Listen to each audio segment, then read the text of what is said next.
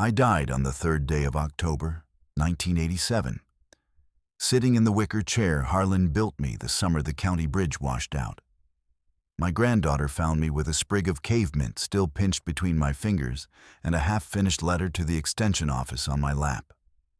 She said I looked like I was resting. I suppose I was. But before I rested, I lived a life that started in a courthouse in Mountain View, Arkansas, in the spring of 1934, when a room full of people laughed at me for inheriting a hole in the ground. The lawyer's name was Darnell Fitch. He had soft pink hands and a voice like a man reading the weather. He read through my great-aunt Nola's will the way you'd read a grocery list. Land parcel, cedar cabin, personal effects. When he got to the cave, he paused. One limestone cavern, approximately 40 yards deep, situated on the north face of the ridgeline above Flat Creek. He looked up. That's on the property. Someone in the back row, my cousin Gerald, who'd driven 2 hours for this, said, "That's what she left? A bat house?" The room shook. Even Darnell smiled. I didn't cry. I'd stopped crying at 13 when I realized it didn't change anything. I folded the deed and put it in the pocket of the dress I'd borrowed from the orphanage donation bin. I was the only person in the room who had nowhere else to go. I was raised in the Elm Hill home for girls outside Batesville. My mother died of pneumonia when I was 6. My father followed her 14 months later, not from illness, but from the kind of grief that makes a man forget to eat. Nola was my mother's aunt, a woman I'd met exactly twice. The matron at Elm Hill, Mrs. Grable, called me the difficult one. I read under the covers with a candle stub. I took apart the supply room lock to see how it worked. I asked the visiting preacher why the book of Genesis had 2 different creation stories. Mrs. Grable said I had a mouth that would get me nowhere. She was almost right. If you want to find out what Nola left hidden inside that cave, and why an entire county would come to depend on it, subscribe to Hollow and Harvest and tell me in the comments where you're watching from. Because what I found when I finally walked past the cobwebs and into the dark is a story that changed the way 3 towns survived the worst drought the Ozarks had ever seen. The ride from Mountain View took an hour. The last 20 minutes had no road at all. Just twin ruts cut through switchgrass and red clay. The truck driver from the courthouse, a man named Emmett who owed Nola a favor he never explained, dropped me at a cedar gate hanging from one hinge. He said, "Last time I was up here, your aunt had lanterns burning at all hours. People in town thought she was running a still." He drove away before I could ask what she was actually doing. The cabin was 12 by 16 feet, cedar plank, tin roof, 1 window facing south. It smelled like lamp oil and dried rosemary. The bed was a rope frame with a corn husk mattress. The table had 4 legs of different lengths. But the shelves stopped me cold. 3 walls, floor to ceiling, packed with notebooks. Composition books, ledger books, even a child's drawing pad filled margin to margin with handwriting so small you needed good light to read it. Dates on the spines went back to 1911. Nola had been writing for 23 years. Nola had come to this ridge in 1908 as a young bride. Her husband, my great-uncle Clement, died in a sawmill accident within the year. Everyone expected her to sell. The preacher told her a woman alone on a ridge was an invitation to trouble. The general store owner offered her $12 for the whole parcel. She didn't sell. She started walking the property with a surveyor's compass she ordered from a Sears catalog and a copy of a geology pamphlet from the state university that cost her 15 cents and a 2-week wait. She mapped every outcrop, every seep, every place where ferns grew in January, when everything else was dead. She tested soil pH with vinegar and baking soda. a method she'd read about in a farming almanac. She kept records the way a scientist would. Dated, measured, cross-referenced. She found the cave in 1911. The entrance was behind a stand of persimmon trees, half blocked by a rockfall that looked like it had been there 100 years. She spent 3 weeks clearing it with a pickaxe and a wheelbarrow, working alone because no one would help. What she found inside, she wrote it in the first notebook, October 14th, 1911, was a passage that stayed exactly 56 degrees year-round. There was moisture on the walls, not dripping but weeping, a slow, constant film that kept the air humid without making it wet. There was a natural chimney that pulled air upward, creating ventilation without drafts. And there was something she didn't expect. A flat limestone shelf, 40 feet long and 8 feet wide, covered in a thick layer of bat guano, so rich it crumbled like black cake between her fingers. She wrote, "This is not a cave. This is a greenhouse that doesn't know it yet." The town thought she'd gone strange with grief. They called her the cave woman at the store. Children threw rocks at her mailbox. She noted all of it in the margins of her journals with the same calm precision she used to record rainfall amounts. The opinion of Mountain View, Arkansas, did not appear in her data. The first winter nearly killed me. November came early that year, and I had no firewood split, no food put up, no understanding of how fast the Ozarks could turn hostile. By December, the creek froze, and the spring above the cabin slowed to a drip. I ate boiled pokeweed and cracked hickory nuts with a rock. My hands split open. I lost 11 pounds in 3 weeks. On the night of January 2nd, 1935, the temperature dropped to 4 below zero, and the cabin's chinking cracked in 6 places. Wind came through like fingers. I lay in the rope bed under every scrap of cloth I owned and thought about walking back to Batesville. I thought about Mrs. Grable's thin smile when she'd take me back. Then I remembered a line from Nola's third notebook, the one with the blue cover. "The cave stays 56 degrees when the world outside is dying. Whatever you cannot keep alive out there, bring it down here." I got up at 3 in the morning, wrapped my feet in burlap, lit a lantern, and walked to the cave mouth for the first time since October. Harlan Boggs appeared on my porch in February, like something the thaw pushed up. He was 71 years old, white-haired, stooped at the shoulders, with hands so twisted from arthritis he couldn't button his own coat. He carried a rusted kerosene lantern that looked like it remembered the last century. His first words to me were, "You Nola's girl?" She said somebody'd come eventually. Took you long enough. He'd been a root digger and herb collector for 40 years. Ginseng, bloodroot, golden seal. Sold to a buyer in Springfield. He knew every cave and overhang in Stone County the way a librarian knows the stacks. He'd helped Nola clear the rockfall in 1911. He was the only person in the county who hadn't laughed at her.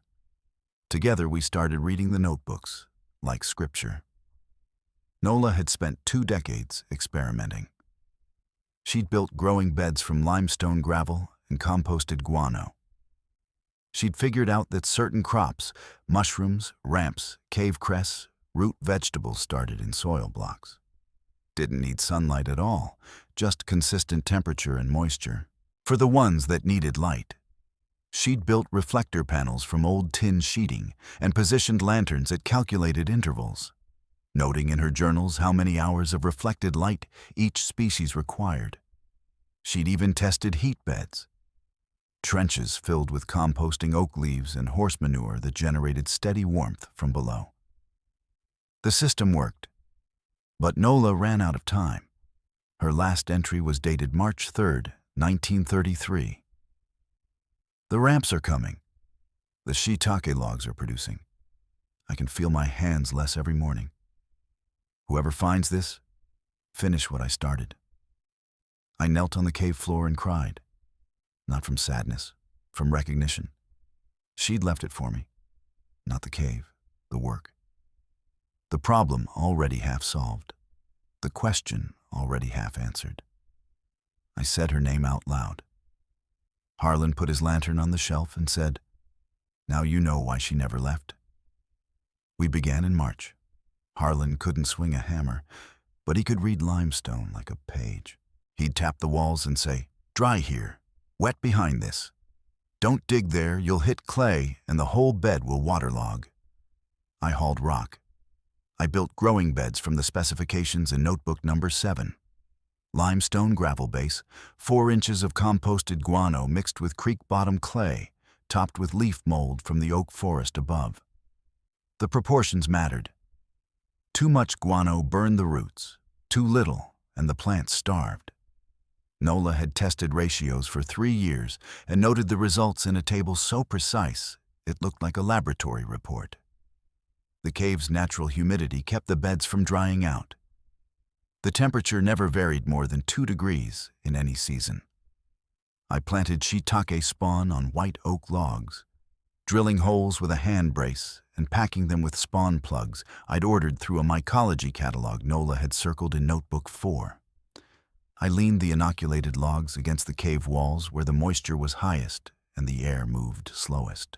Harlan said shiitake needed patience, not skill. He was half right. I built Nola's reflector panels from tin I pried off an abandoned chicken house down the hollow. The tin was rusty, but still bright on one side. I hammered it flat on the cabin floor and mounted it on cedar frames with hinged joints so I could adjust the angle. 3 lanterns, angled against the panels, threw enough redirected light to grow cave cress and early lettuce in flats near the entrance. The geometry wasn't complicated. Angle of incidence equals angle of reflection. But getting the positioning right took weeks of adjustments. Measuring with a piece of string and a protractor Nola had drawn on the inside cover of Notebook 9. For the deeper chambers, I used Nola's heatbed system. I dug trenches 18 inches deep and filled them with alternating layers of fresh horse manure, oak leaves, and straw. The composting process generated a steady warmth. I measured it at 68 degrees on the surface. That kept root vegetables growing even 50 feet from the entrance, where no light reached at all. Potatoes, turnips, and beets don't need light once they're established. They just need warmth, moisture, and time. The cave gave all 3. By May, I had the first harvest. 14 pounds of shiitake mushrooms, 2 flats of cress, and a bucket of ramps that smelled like they could wake the dead. The first time I ate something I'd grown in that cave, I sat on the limestone shelf with my boots dangling and chewed a mushroom so slowly I could feel my whole body remembering what real food tasted like. I wasn't hungry anymore. That sounds simple. It was the most complicated thing I'd ever felt. If this story is reaching something in you, subscribe to Hollow and Harvest, because what I found when I finally broke through is only the beginning. The cave had more to give than I could have imagined, and the valley was about to need every bit of it. By late summer of 1935, I had a system. The shiitake logs produced every 10 days. The ramps came in cycles. I'd started potatoes in the heat beds. Nola's composting trenches generated enough warmth to push tubers even in the back chambers where no light reached. I built shelving from cedar poles and stored dried mushrooms in flour sacks. I built a root cellar within the cave, a side chamber where the temperature dropped to 52 degrees, cold enough to store potatoes and turnips for months. By September, I had more food than I could eat. The surplus sat on the shelves like a dare. Word got out the way it does in the Ozarks. Not through announcement, but through absence. People noticed I wasn't at the general store begging for credit. Noticed I wasn't at the church asking for the charity basket. Noticed I wasn't losing weight like everyone else did between January and April. Mrs. Etta Combs, who ran the post office and knew everyone's business as a matter of professional obligation, told her sister-in-law I looked too healthy for a girl living on a rock. Her sister-in-law told the feed store owner. The feed store owner mentioned it to his wife. By the time the rumor reached the far side of the valley, the story was that I was either running a still or had found gold. In October, a family named Pickett came up the ridge. Father, mother, 3 children under 8. They'd heard I had mushrooms. The father held his hat and couldn't look at me.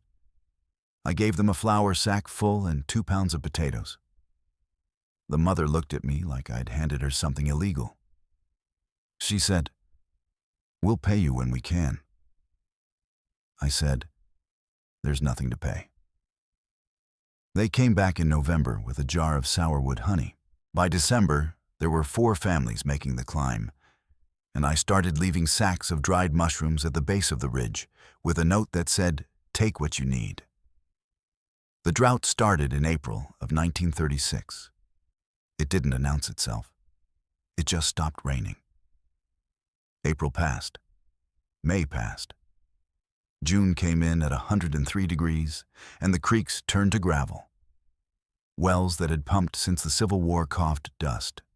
Corn died standing up. The hayfields turned the color of old paper. By July, the county agent in Mountain View was handing out emergency ration cards. By August, people were killing livestock they couldn't water. Flat Creek, the one that ran below my ridge, had been dry since June. But inside the cave, the walls still wept moisture. The temperature was still 56 degrees. The growing beds still produced. The potatoes didn't know there was a drought. The mushrooms didn't care. I had 200 pounds of stored food and a system that needed no rain. They came on a Tuesday in August. A line of trucks and mule carts winding up the switchback road I'd worn into the hillside. Gerald was in the second truck. He'd driven 2 hours again, but this time he wasn't laughing. His children were in the back seat, too thin and too quiet. He stood at my porch and couldn't look at me. I said, "Come in." I didn't make him ask. I didn't remind him about the bat house. I led them all into the cave and showed them the shelves. Harlan stood at the entrance with his lantern and counted heads. 41 people that first day. I fed them, not because they deserved it and not because I'd forgiven them. I hadn't yet, not fully. I fed them because Nola's notebook said the cave could produce 300 pounds a month if the beds were managed right. And because food doesn't ask who's hungry. It just grows. Harlan said it better than I could. A mushroom don't know the difference between a good man and a fool. It just feeds whoever shows up. Gerald's wife, a woman named Pauline who had never spoken a word to me, helped me harvest ramps on her knees in the lantern light. Her hands shook. I showed her how to cut above the roots so they'd come back. She whispered, "I didn't know anything could grow down here." I said, "Neither did I at first." If you're watching this Hollow and Harvest story, and you know what it feels like to have someone tell you your inheritance was a joke, hit the like button. It's free, and it helps these stories reach people who need them. Gerald came back a week later, alone. He stood at the cave entrance for a long time without speaking. Then he said, "I shouldn't have said that about the bat house." I handed him a bucket of potatoes. "I know," I said, "but the potatoes don't mind." He almost smiled. It was the closest thing to an apology I ever got from him, and I took it whole. Carrying anger is like carrying wet limestone up a hill. It gets heavier the longer you hold it, and it doesn't build anything. A man came that autumn. Thomas Allred, a carpenter from West Fork who'd heard about the cave from a county agent writing up drought relief reports. He said he wanted to learn how to build growing beds. He stayed 3 days, then a week, then a month. He didn't talk much. He built things instead. A better door for the cave entrance with iron strap hinges he forged himself, a ventilation screen to keep bats from the growing section without blocking airflow. A set of hinged reflector panels that tripled my light coverage and could be adjusted with one hand. He had the kind of intelligence that showed in his hands before it showed in his words. He looked at me one evening while I was writing in Nola's 12th notebook. I'd started filling them where she'd left off. And said, "You think like her, but you build like someone who expects to stay." We married in the spring of 1937, in the cabin, with Harlan as witness. He held the lantern because the window faced the wrong direction for afternoon light. It was the quietest wedding in Stone County that year and the happiest. The decades folded into each other after that. The drought broke in 1937, but returned in 1939. And by then, I had apprentices, young women from the county, who wanted to learn what Nola had started. They came with calloused hands and skeptical eyes and left with notebooks of their own. I taught them the journals. I taught them to read limestone, to listen for water behind rock, to build heat beds and calculate lantern hours per species. Some of them had never been trusted with knowledge before. I recognized the look on their faces because I'd worn it myself. By 1942, when the war took most of the men, there were 11 cave gardens operating in Stone County, all based on Nola's system. Women ran every one of them. The county extension office finally sent a man to document what we were doing. A young agent named Carol, who spent 3 days in the cave taking photographs and measurements. He wrote a pamphlet called Subterranean Cultivation in Ozark Limestone and tried to credit me on the cover. I told him to put Nola's name there instead. It was her system. I was just the one who finished building it. He credited us both. The pamphlet was distributed to 6 counties. I still have my copy in the 12th notebook. The war years were hard, but the cave kept producing. Families that had lost their men to the Pacific and to Europe came up the ridge for food. I never counted, never kept a ledger of who owed what. Nola hadn't. The cave just grew, and people just came, and the exchange was simpler than money. Harlan died in the winter of 1943. He was 80 years old, and his hands had stopped working entirely, but his mind was still sharp as cave water. The last thing he did in the cave was point to a spot on the back wall I'd never investigated and say, "There's water behind that. I can hear it when the wind's right. You'll find it when you're ready." He asked to be buried on the ridge above the cave entrance, facing south, so he could, his words, keep an eye on things. Thomas and I dug the grave ourselves in frozen ground that took 2 days to break. I put his rusted kerosene lantern on the headstone.